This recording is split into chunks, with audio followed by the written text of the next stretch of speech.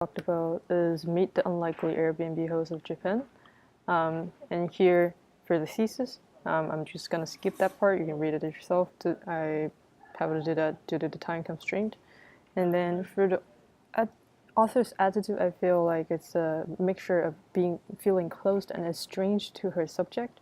By being close, I mean she's comfortable staying with Japanese people and some host, while at the same time, while she went back to her apartment and her host is not present, and then all their communication is mediated by paper notes like checkout instruction, that it makes the whole thing feel like a money transaction, and there's no cultural communication and understanding between two parties. So that's why she feels estranged, as the same reason as being dislocated in this culture, this totally unfamiliar culture. And author's viewpoint in this article is very objective.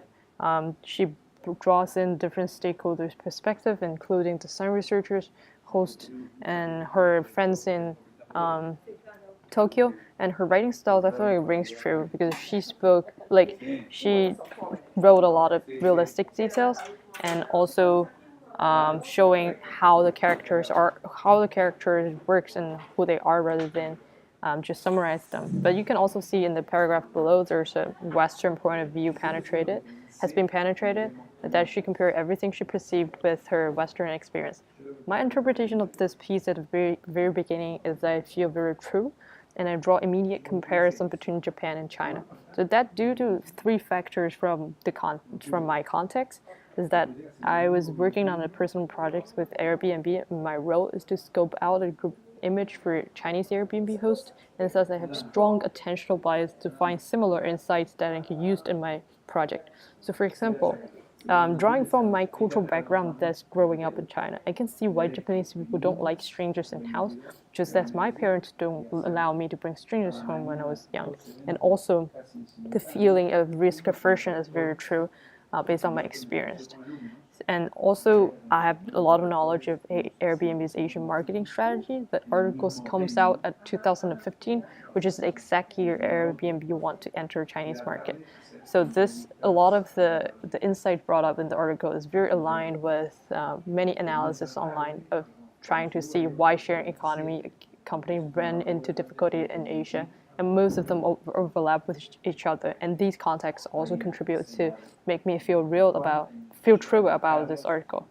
And the second, now when I read it again, the context changed. I don't have a personal project driving me behind.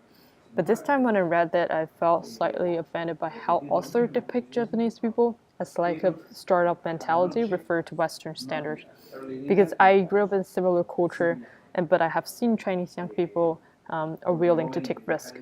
And I could imagine this might be true for Japan as well.